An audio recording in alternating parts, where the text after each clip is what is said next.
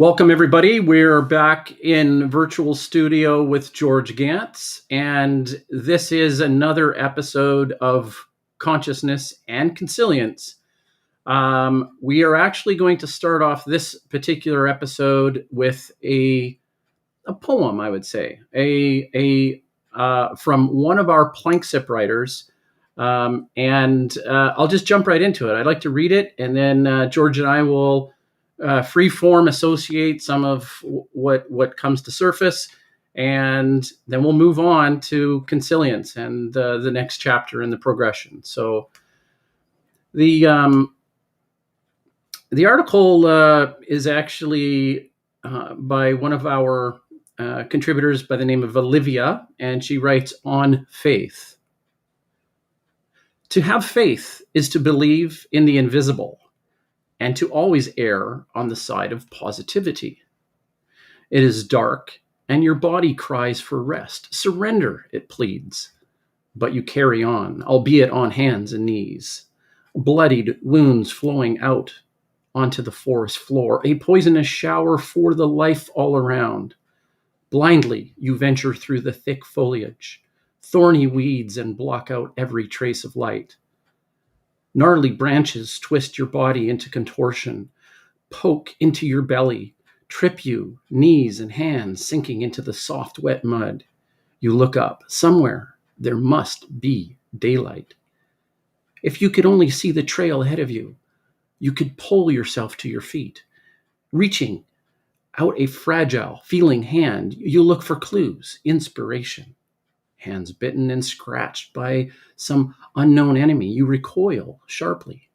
Alien shapes and textures lie ahead of you, unwelcome sounds and perilous terrain. Silence, stillness seem to be the only remedy for the fear of creeping through the dark.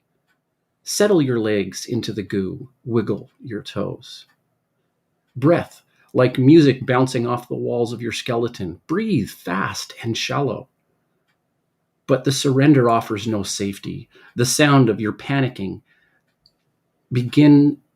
being instills further fear, further instability. The hairs at the nape of your neck rise, a chill panting through your trembling body. In the pitch darkness, you feel hyper-aware of your eyes on you. The sounds of silent watchers who can see what is invisible to you. The ground itself becomes blurry. You begin to sink. Dark matter eating away at your fingertips, your palms, your wrists. Moving forward is the only step towards solace. Hesitantly, determined, a movement towards whatever lies ahead. Your hand creeps up a few centimeters. Mud loses its grip. As your knees slide through it, the symphony of hyperventilation is joined by the familiar, soothing sound of your body moving through the mud. Then a firefly, lit only to a brief measure of time, fleeting, extinguished. A cigarette fizzling out during a wet season. In the face of a luxurious light, a glimpse, not of your surroundings, no, it was too quick. When the light finally came, you looked for yourself. You saw your hands pressing into the softly decaying leaves, caked in brown, matter stuck under your fingernails, pressed against your sweaty palms.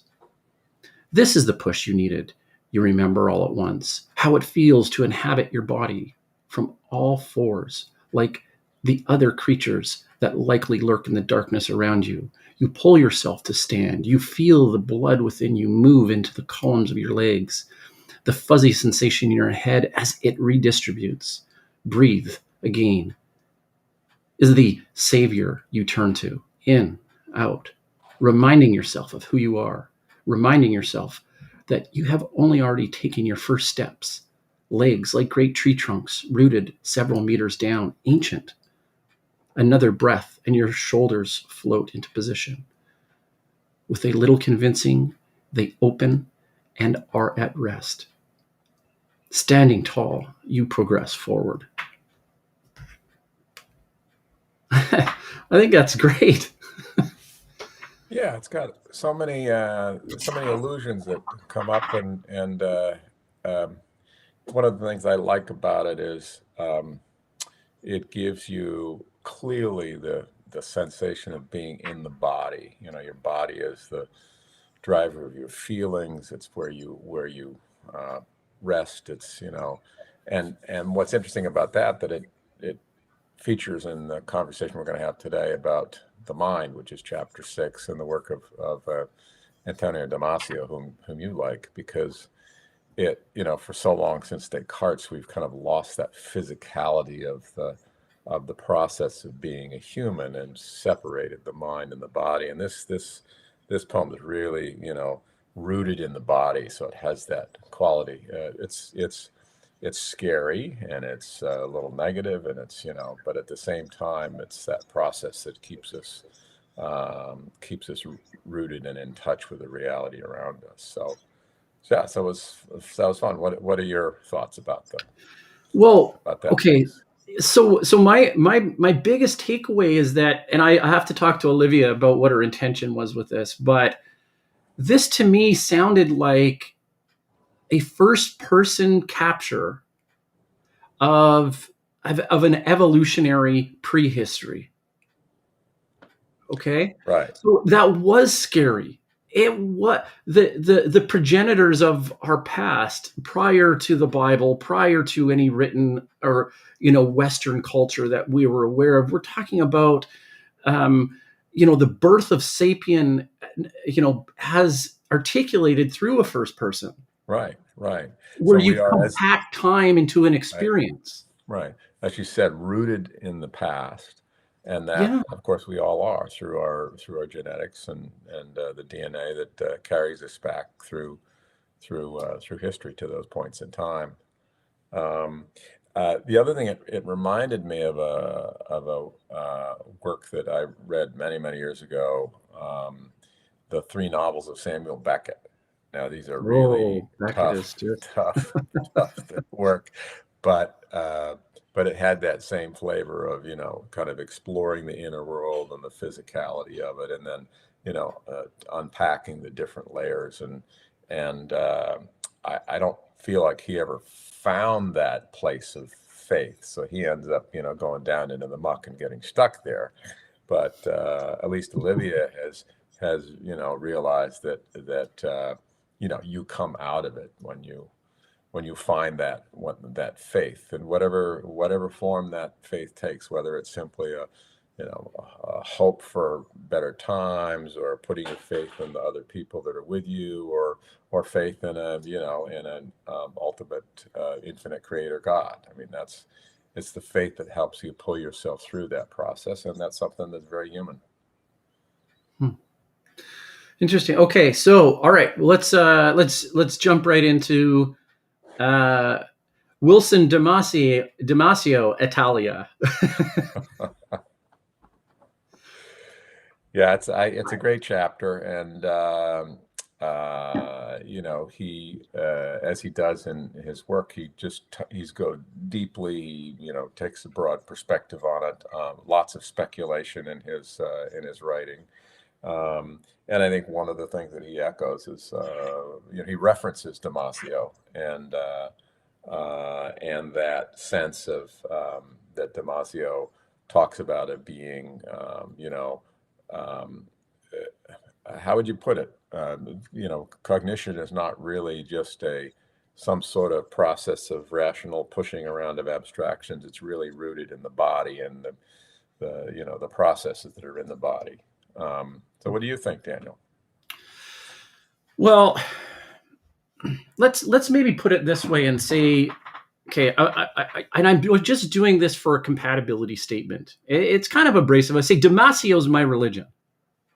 Okay, so now we're contextualizing this in a way to say, okay, so Daniel's making a leap of faith towards this. I always refer back to this particular body of work as almost like stepping through a continual epiphany of a learning journey. Now, this sounds a little bit like, what does all that mean? But the idea is that I've read Damasio to a point on consciousness and felt experience. He uses this concept a lot. And the idea is that he articulates consciousness and that experience and the biology and research surrounding the entire narrative, right, that resonates as much as possible with what I know, right? So that would be the idea. So I think that the danger lies with being um, uh, dismissive or preemptive on conjecture, right? We run the risk of preventing good ideas from taking seed. Okay, because I've run into this issue before, where especially in philosophy circles, George, I'll get into a conversation with somebody, and before we leave the room of creativity, for example, where it's entirely descriptive. We're just trying to explain how they appear, right? And I'm not talking about a mystical sense, because that's the issue. That's the dismissive part of it. I'm trying to describe what it's like. I'm trying to speak in metaphor. I'm just describing things. And so when I read Damasio, without getting into his assertions and without myself making an assertion, I'm saying the way he describes this and the analogies he pulls are resonate the most with me. Does that make sense? Yeah, and I think for what's interesting about both Wilson and Damasio will look back at a period of time when the concept of the brain was was sort of a dogmatic picture of this blob that unexplainably did stuff, and they're speculating as some others were about, well, how does this happen, and how does this happen, and are there parts of the brain, are there different functions going on in the brain? So they're curious and they're asking questions, and for a long period of time it sounded like the field just shut that down and didn't want to discuss it, didn't want to respond to those questions. So I think that's the dismissiveness that you're pointing out. A lot of times in philosophy, and even in parts of science, where you're kind of wondering about things and you want to ask some questions, and the dogma of the day will kind of shut that down, and you don't really have the opportunity to explore that avenue. And here we are. I think both these authors are saying, you go 100 or 150 years later and you find out that, well, guess what? What was being dismissed is actually a much better way of looking at the situation. There was a curious remark, I think it was in Damasio, where he, one of the earlier thinkers that sort of speculated about the parts of the brain and how they might function together and work together, from somebody from the 1700s, only found favor in the field of phrenology, which today is completely discredited, or essentially discredited. So it's like it's kind of an example that nobody wanted to entertain the idea that that emotions and the physicality of the experience of being human had any relevance to the brain. And here it is 150 years later, and oh well, guess what? They were right. They were right after all. Yeah. So that's, well, I think he was referring to Leibniz there. Yeah, it's easy for science or religion or any human institution. Basically, people get an idea in their head, and then they don't want to try and think about other possibilities. So it becomes closed-minded, and that's when things become dogmatic. Yes. Okay, so where do we take it from here? Because we're looking,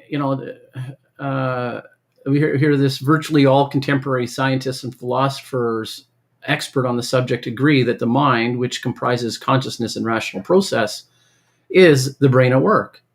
They have rejected the mind-body dualism, like you said, Rene Descartes, who in Meditations concluded that by the divine power, the mind can exist without the body, and the body without the mind.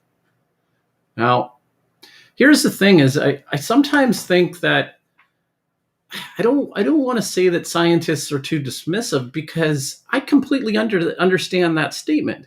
I mean, but here's the big but. mean, I do understand that if you sever, if there's brain death and body death in George, then George is no longer, right. Well, oh man, I'm going into a slippery slope here because I don't know how you're Yeah, gonna. lean into the thicket there. Where are we Yeah, going? yeah, I'm leaning into it. But here's the thing: is I understand. Okay, so we can say in this world, right? I don't even have to say, but from a biological standpoint, there's cell death, right? And so the experience, as we experience, is no longer there, right? It Right. just now. So I think about what is the utility of Descartes, right? Describing it in that sort of separation, dualistic kind of perspective, right? Yeah. and and I think one of the things of separating them that's very interesting is that you can have the discussions about material, and then you can have the discussions about the abstractions. That's still a contribution, Yeah, I think you know. the problem is that to me there are two ways of um, thinking about this issue, and one is the the Cartesian view of this separation was between the corporality of the human soul and its connection with the divine, and a view that it was a very real thing, Right. and that the connection then with the physical, the physical brain and the physical body, and so that dualism was established along certain fault lines, and where much later now in this thought process, the non-corporeal piece of that puzzle is is being discarded, saying it's a mistake, and it's being discarded, and instead is a fundamental commitment to the physicality of the brain and the mind that is carried in that brain as a vessel. And so mind then is identified with brain, and it becomes strictly a physical phenomenon, and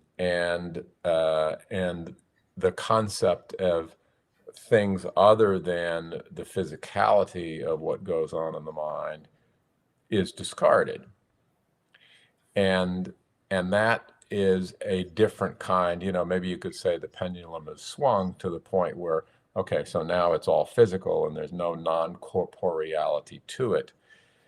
But I think we're at an age with with the findings of complexity science, that there are things that are going on that can't simply be relegated to physical, and they may have an appearance of non-corporeality to them in the sense they're not embodied in the parts. Maybe you put it Right. that way.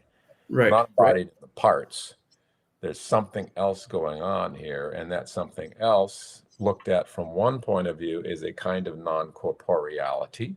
Looked at from another point of view, it's a phenomenon of physicality that is emerging from the complexity of the interlocking system. So yes, it's true that those who have hung on to the Cartesian non-corporeality, we're very dogmatic about that commitment, and that was an error, Descartes' error, as Damasio entitled his book. But here we see a different kind of error, and that is a sticking to the physicality and the identity of mind and brain in a way that does not allow speculation about other ways that we could look at this process. So it's a kind of a subtle point, but at the Mhm. same, there's the old saying, the pot calling the kettle black. Well, in this case, uh, potentially Damasio, I haven't finished his book. I'm just sort of picking up pieces. But here, Wilson has a tendency to just exclude anything that is not physical in his terms. So he's done that exclusion, and if there are other questions you might ask of things that are outside of that zone, outside of those categories, and he's just not going to introduce those speculations. He's not going to allow that kind of speculation.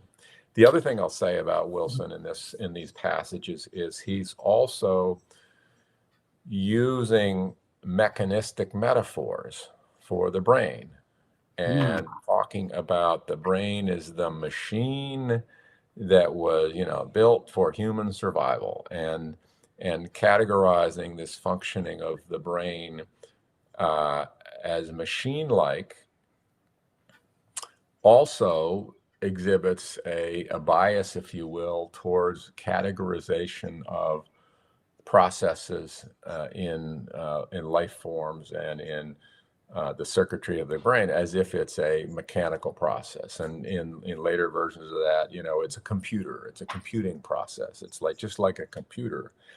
And again, those are metaphors that are being used that can close out some of the more creative ways and speculative ways of thinking about how the mind really works in its complexity. So I think I'm with you as to being open and curious and trying to have speculations about things that, at a particular point in time, people may not be willing to talk about those things because they've got a fixed view of how this stuff all works. Does that make any sense, Dan? Yeah, no, it really does. I'm completely. The only thing in defense of Wilson I'll say here is that he does walk such a fine line. He gets, can I say, ostracized a bit? Like there's a belittlement that I notice in the academic community about some of the books that he writes. So it's like, he's accepted by no path, no side. So the religious communities are going to say no, and then the scientific communities are going to say no, and there is no concentric circle. So the issue is that he seems to be like somebody who's trying, and he's well educated from a scientific standpoint. He was raised evangelical. So he seems to be one of these people that would be ideally positioned to be able to do that. And I look at our highly critical society as a society that is by definition afraid to have faith in something that may be bigger than themselves. And what if that was Wilson? Yeah, and I think you make a good point that we live in a culture today, whether it's in the scientific or philosophical communities, who often their primary function seems to be skepticism and doubt and poking holes in the ideas of other people because that's the way to make them look like they're smart. So poking holes in things is de rigueur. That's what we do, and it doesn't necessarily contribute to a positive conversation forward. It can just undermine without actually engaging in the topic. And I hope we're doing more of the engagement rather than just the critiquing. So going back to Descartes' point, okay. So the idea is that I think that there's truth in being able to separate it in that viewpoint. Okay. The issue is that if we look at it as kind of like a metaphor, I can understand the duality. Okay. Now, if it grafts onto society and to culture in a way that has some unintended consequences, then we have to disentangle Ariadne's thread because we're all wrapped up in it, right? Right. Whereas science always seemed to be taunt, right? It seems to be relatively. It may have some slack in it, but science, you can retreat back, you can go, but it seems to have more of a linear type of, progression or unfolding to it, right? Whereas the spiritual, there's more at stake in a spiritual exploration because it has so many unintended consequences, right? Now, I realize that you can say, well, it's not like science is not infallible and there's blind alleys that we've gone down in science before too. But I'm saying, and I'm going to use like a term from Aristotle, "Osepi to believe" means for the most part. It generally is that science is just by definition a more a predictive endeavor or predictive institution, whereas the religious institutions seem to open themselves to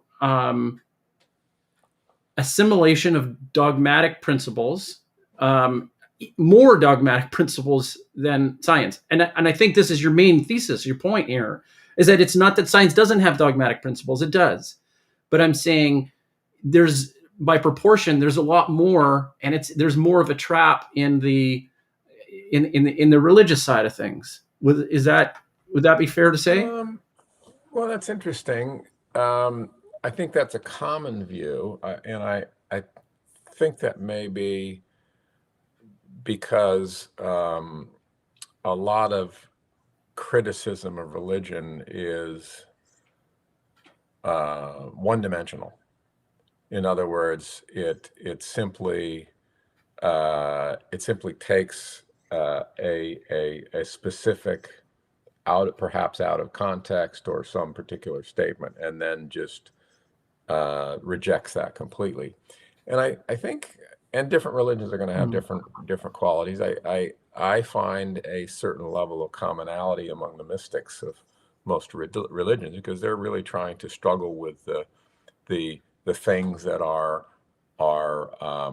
paradoxical in human life and human existence, and really trying to grapple with those. In some cases, the way artists are, and yet science tends to exclude the paradoxical as well, that's unacceptable. It's got to be rational. You can't look at things in that kind of a way. So there's an exclusion on the part of science to be open to things that have, the opposites can sit together in a spiritual inquiry the way they aren't allowed to in science. I'm kind of messing this up a little bit, but the idea is that I think it's important to be open along all the possible pathways of knowing. And I think a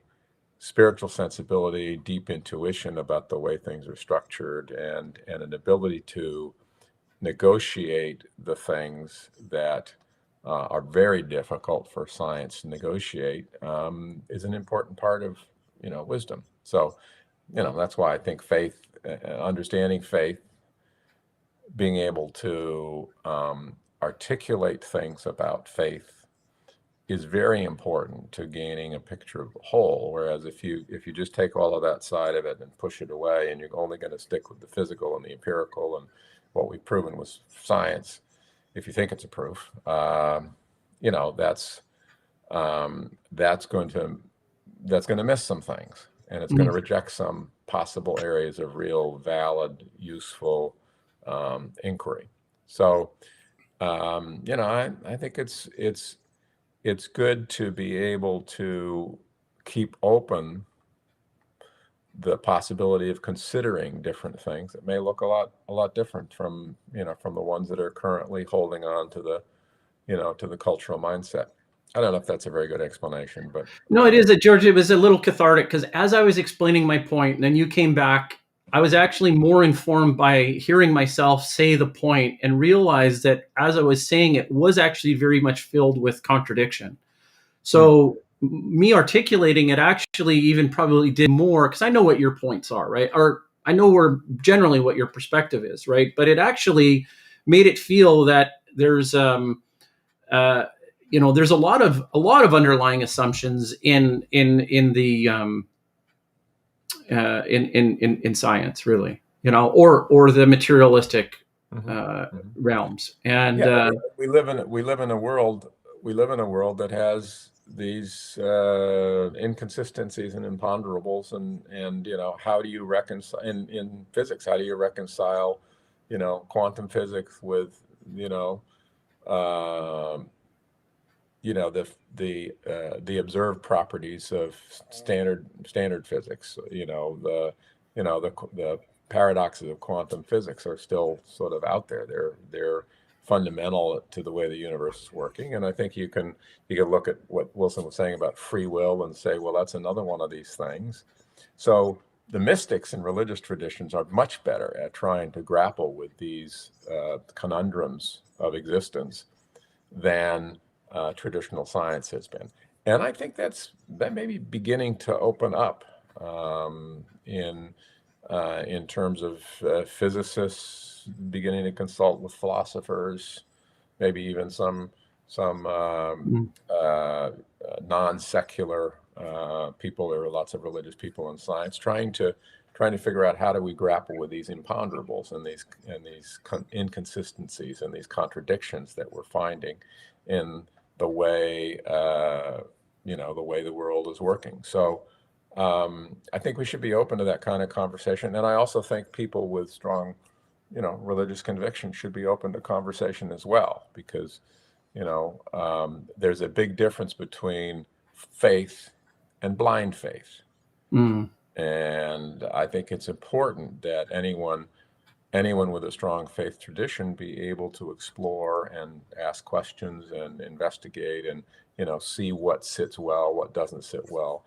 And I think that's one of the if you look at, let me give you an example from my perspective. I come from a Christian tradition. I read the Old Testament of the Bible, and Jesus is pretty harsh and all this sort of stuff. But then if you read about the way the Jewish faith has carried forward the idea of personal involvement, engagement in that text and making it meaningful in their life, and so the whole exploration of the meaning of the Old Testament that's built into the Jewish the Jewish books and investigations and studies is really, really deep and contains that strong sense of curiosity and investigation and taking an individual hard look at things. Well, that's very different than what you sometimes think of as dogmatic traditions that say, you have to believe this and this is, otherwise you're not one of us. So I think being open to that kind of deep inquiry is a valuable part of the process of trying to become wise. Well, okay. So I'm gonna make a hypothesis here. Okay, and so the one of the important things a philosopher can do, the activities that a philosopher can do, is ask questions. And so if you and I are engaging and stimulating the parts of our mind that are inquisitive, we're wondering, we're curious, right? Then I think this is a good starting point, right? Mm-hmm. Yeah. Now, that's the only assertion that I want to make, right? Now, I'm going to take this completely different here, this next point, and I'm going to say, because I'm trying to find if you and I agree on a threshold which we can exclude from this pluralistic type of imagining, okay? Mm-hmm. Okay. So there are situations where you have an investigation of a murder, right? And so detectives and law enforcement officials have in the past employed the services of mystics or these people that can see into the other side and predict where people are and all this kind of stuff. Now, the tone of my voice shifted because, and it'll be revealing because I feel this is just ridiculousness, right? This is, how do you approach that type of thing? You know what I'm talking about. The psychics that can predict where the bodies are and all these kinds of things, right? So I guess there are two ways to be curious about this. One is that, the human brain is a marvelous device that has lots of shortcuts and heuristics and intuitions.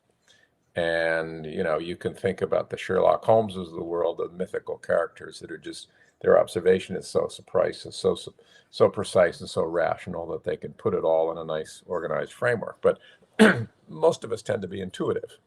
Mm. And even if you are a physicalist,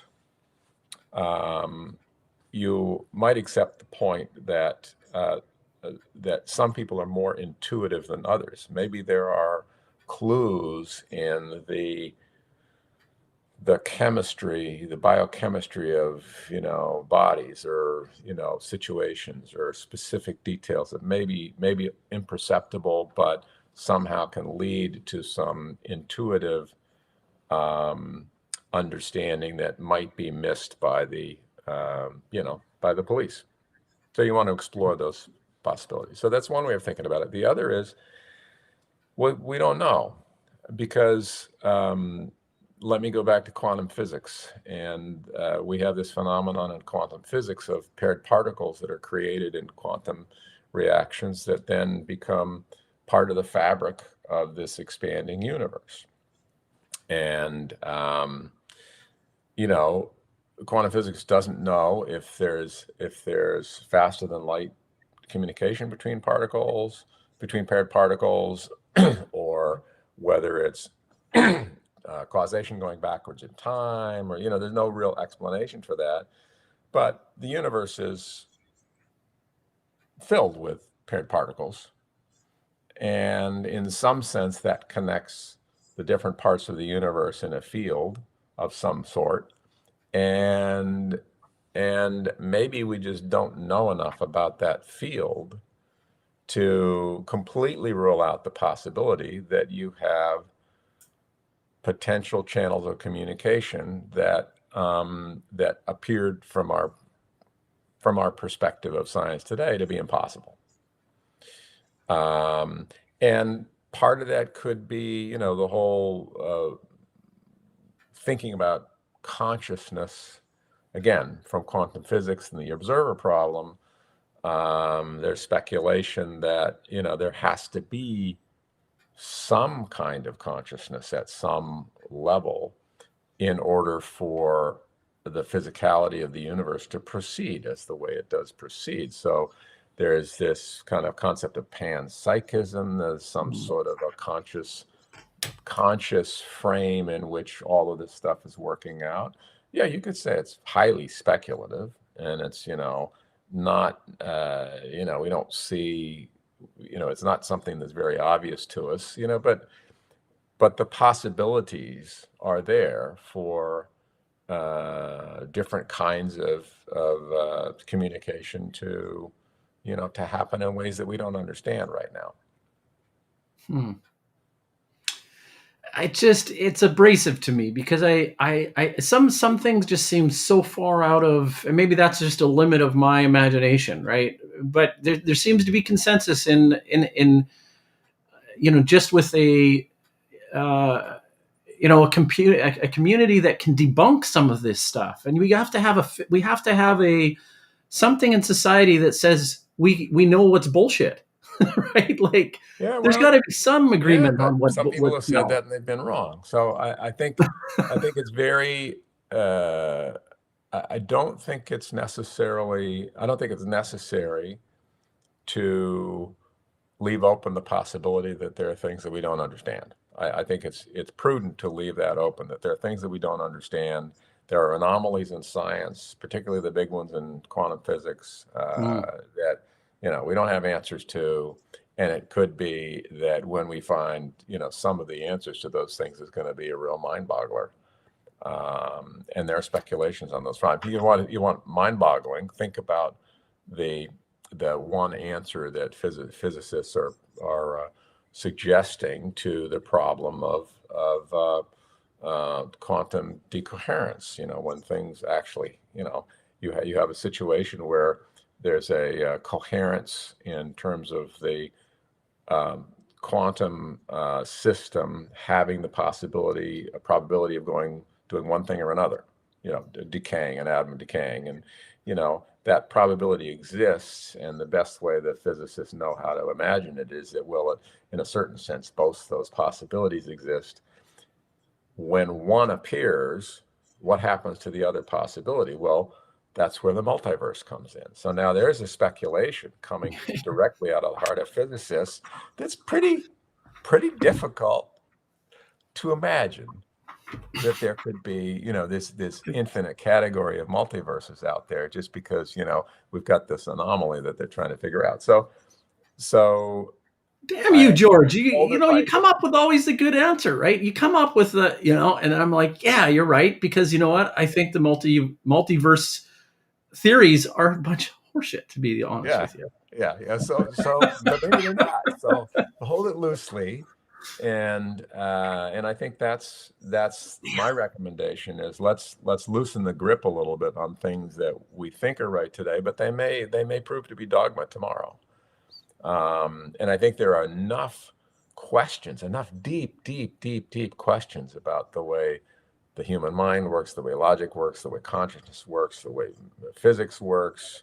The fact that the whole life, the whole experience with living nature is somehow going in the opposite direction from entropy, which is the fundamental driver of time, and the universe is running down. Well, so we have big questions. So we better keep our possible explanations, kind of a wide open. Sure, if you think something is right, hold on to it firmly, but just hold it a little bit lightly, because, you could be wrong. You could be quite You wrong. could be wrong. Yeah. Yeah. Interesting. And, there's another great one in Wilson, and that's the passage in chapter 6 where he's talking about free will. Oh yeah, let's get there Yeah, because we have. it's beautiful, because um, he, in one sense, is what's called a determinist. Okay, so physical causes, physical effects, the ultimate chain of causation moving down the tracks. Yeah. And the mind is this really complicated, sophisticated network kind of a process.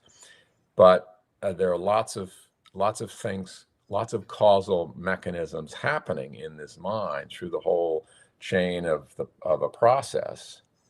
And what the mind is aware of is a decision being made by the multiplicity of inputs, from all over the system and the body, interacting with the exterior with it. And there's a point where the mind recognizes a decision having been made.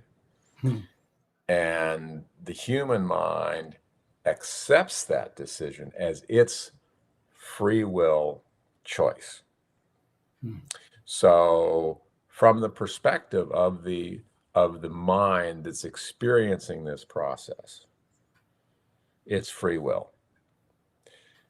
But from the perspective of all of the individual underlying pieces of the puzzle that are feeding into the system, that are getting elevated up to the level of the conscious mind, well, all that's deterministic. Your genes, your genetic makeup, the structure of your brain, your experiences, all of these things are a process where, cause and effect, cause and effect, cause and effect. So ultimately, if you look at it from that component perspective, it's deterministic. And yet the experience of it to the experiencing mind it's an act of free will. So that's a view called compatibilism. That, okay, your idea of free will is compatible with your idea of determinism. And it's an interesting point of view. But it's also one that, I think the way most people would feel about that is that somehow it disengages the individual from the responsibility to make decisions and the responsibility to make choices, and suggests in some sense you don't really have any control over that. It's going to happen. So what role do I play in this theater of, the choices that I'm making through the course of my life? So and I think Wilson does a great job of describing that compatibilism. But it also doesn't, it doesn't answer questions about, well, what if you have what if you develop a long-term intention or a set of goals, or you have something that you're aiming for. Now, does that mean that what you're aiming, that choice of what you're aiming for is also this predetermined package of things so that there's no question of what you're going to aim for? What if exigencies come in, uncertainties come, different things come in that change, there's certainly an argument that says that the human capacity to envision, to make intention, to make plans, to change plans, sounds a little bit forced to put that into the compatibilist bucket and say, well, yeah, it looks that way, but it's all really this deterministic process. So, and it also doesn't do anything to address the quantum choice argument that, again, there are these uncertainties and probabilities built into the very structure of the universe. And are you saying that, that you can't say that it's all deterministic, because a lot of it's probabilistic. And if it's probabilistic, are there points where, where a human decision can change the probabilistic nature, push in one way or the other. So, that's a set of arguments about more of a hardcore free will argument. And, I don't think it's resolved. I have a particular sense that these kinds of questions fall into a category of questions that are undecidable. That, no matter how deeply you theorize or how much you're going to learn about neuroscience or how much you're going to learn about about quantum physics, there's a certain category of questions that are undecidable, and therefore the only way you can make headway in terms of adopting one or the other is by making a choice, and you're never going to be able to prove it. But we tend to live our lives believing in free will, and I think that works better than believing that everything is determined. We don't have any responsibility for it. So may never be able to prove it, but it certainly seems to me to be a better way to live. And of course, that would be more consistent with the spiritualist point of view or the mystical point of view than it would be with the physicalist point of view of certain scientists, or the deterministic view of certain scientists. So, that's one of those big issues. And I think, Wilson kind of queued it up very nicely in this chapter, presenting a strong argument for the compatibilist view. And it's one I think we got to think more about. There's a way I wrote a book on free will. It was included in the P of X that I wrote, which is essentially my working book on philosophy. And the idea about free will, and I think the consensus among philosophers is that it's kind of like it's a silly thing to talk about, because it's just kind of, I don't know, just say silly for whatever. I don't want to define what silly is. That's kind of the epitome of of silliness. Put it in the dictionary. Defining this term is actually silly.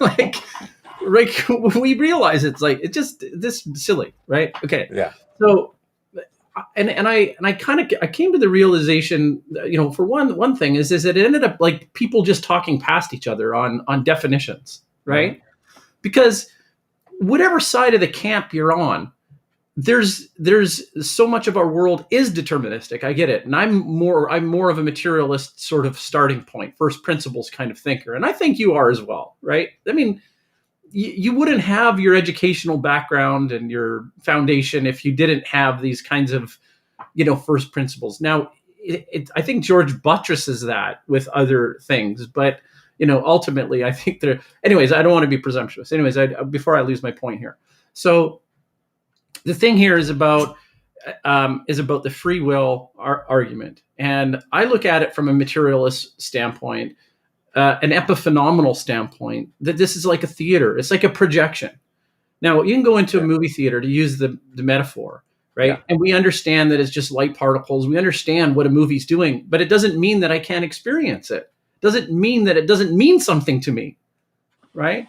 So you talk about the role of narrative, and you look at the theater, you look at what's projecting on our epiphenomenal sort of projection screen, right? And again, this might be the problem that somebody like Descartes came up with, that there's this like, little guy named homunculi, right? Or the homunculi guy, right? But the thing is that you're sitting there, you're thinking, this is how I imagine it, right? As there's material processes, and then consciousness emerged. It's an emergent phenomenon, and it's like projecting onto a screen, right?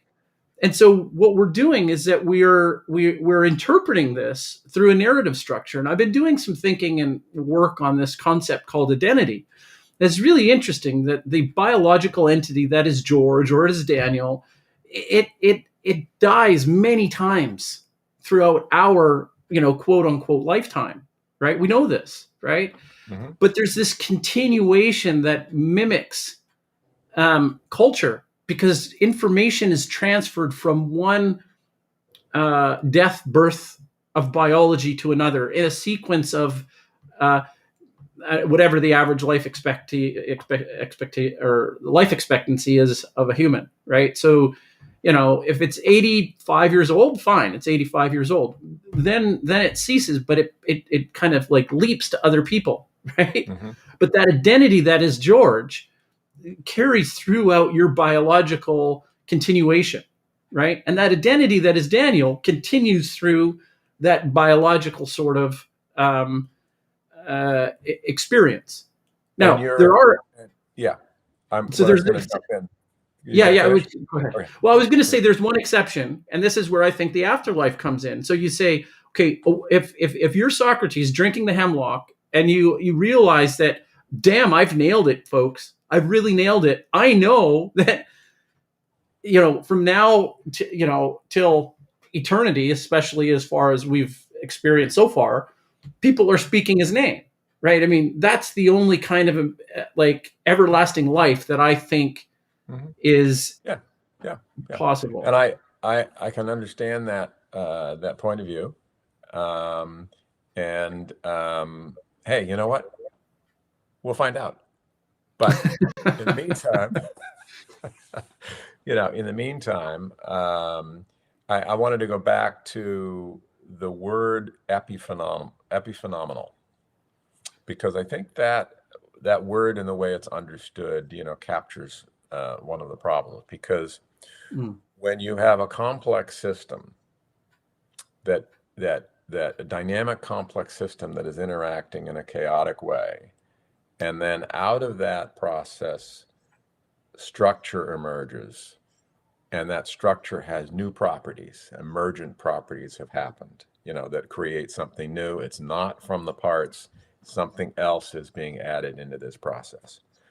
And that's going to be described in a lot of different ways. So you can describe it as a process where, there's this system effects that are happening, and these individual component units are doing this, that, and the other thing. And then the behavior that emerges is epiphenomenal.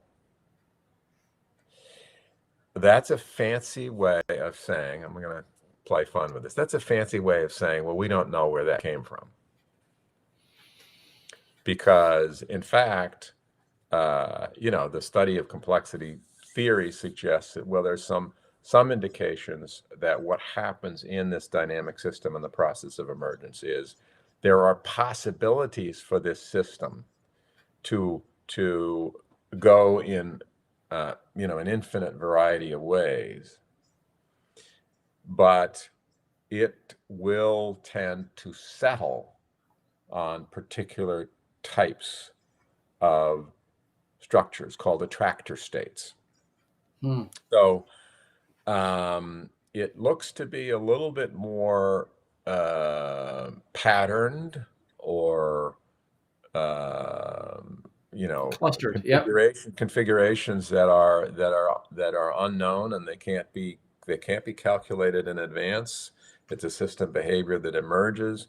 So it seems to be more than simply sort of epiphenomenal sitting on top of. And I understand the concept that consciousness is epiphenomenal to the workings of the physicality of the brain. I understand that concept, but I think may it may not capture the whole picture.